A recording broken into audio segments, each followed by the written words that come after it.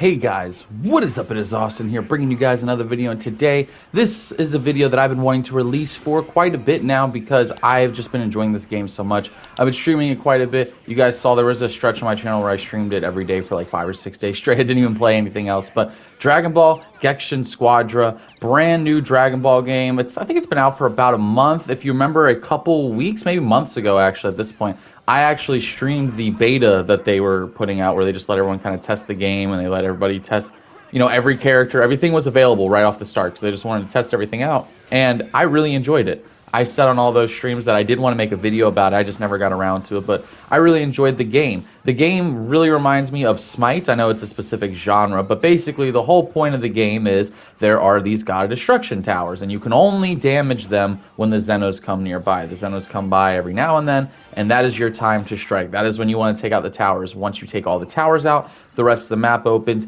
you get to the other side, and you got to break a dragon shell to get a Dragon Ball. It's a pretty simple premise, but there's a lot of other things thrown into it. Like we got, Kais that we can beat, Cell Juniors, all these, little minions practically. You want to get yourself to higher levels. Every character has multiple different skills, and each skills have like 3 levels. So there's a lot that goes into it. And I am someone that's not really super familiar with the genre. Again, I played Smite, which is like the closest thing to it, but I only played Smite for like a couple days, and it's just because it was free and all my friends were playing it, and they were just like, yeah, we'll just play it. So this game, which is also free, really fun. I've had so much fun on it. There's 3 different roles. There's damage, tank, and technical. Different characters in each one. And there's only 2 damage players per game, 1 tank, and then 1 technical. So you pretty much get to use whatever character you want, unless you're doing damage and someone else takes the one you want. But I'm someone who really likes Vegeta, and I run a lot of tanks, so I never have any competition getting him, right? One thing I also really like about this game is all the customization. Wow, I totally destroyed that word, but customization. So if you guys remember in Dragon Ball Sparking Zero, one of the biggest complaints that I constantly heard, and I still hear to this day, and a complaint that I also share, honestly, is that the customization and different outfits just weren't there. There wasn't really much to do, much to unlock in Sparking Zero, and you're basically there for the online fighting, This game is the opposite. Now, the alternate outfits aren't free like they are in Sparking Zero, where you can just earn them or get them from like the in-game shop.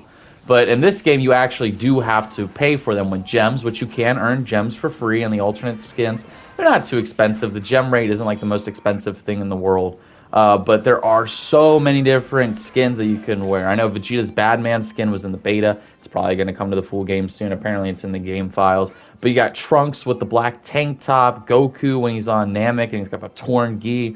You got fucking Oob with his End of Z outfit. Like, there's just so much, and I can't wait for more to come to the game. And it's really easy to get free alternate outfits, too. I did say that there were no free ones. I was wrong about that. What I meant to say was, there are free ones, but if you want to get like the really cool ones for alternate skins, you really have to buy them. The ones that are for free are just color swaps. Now, it is cool. There's a bunch of them, and you can constantly unlock them. So you're going to get some kind of alternate skin for your favorite character pretty early on in the game.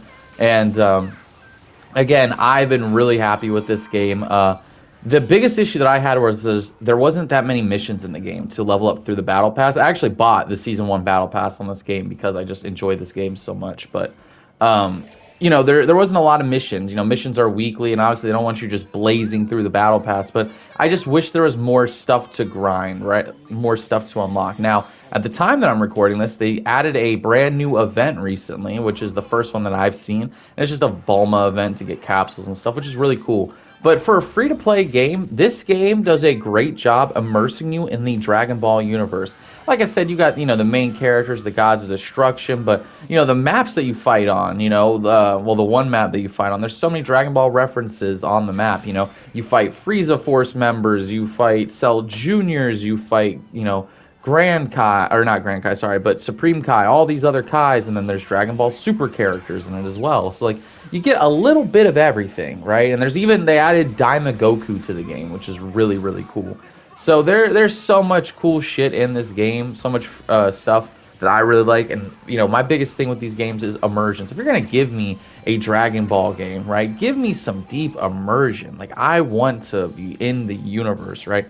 And is this the most immersive game like Dragon Ball Z Kakarot? No. But is it filled with Dragon Ball Z characters, Dragon Ball Super characters, you know, all these landmarks and voice lines. I mean, oh, don't get me started on the fucking voice lines. I mean, the voice cast is amazing in this game. It's all the people you know, all the people you love for Dragon Ball. You got Chris Sabat as Vegeta, Sean Schemmel as Goku. Like, you have all the people that you know and love. But the lines that they make, I mean, they're I think they're brand new lines. They're not just ported from the anime. And what I really like is there's so many unique character dialogues, right? So, for instance, right now in the clip, you see me flying next to Trunks, right?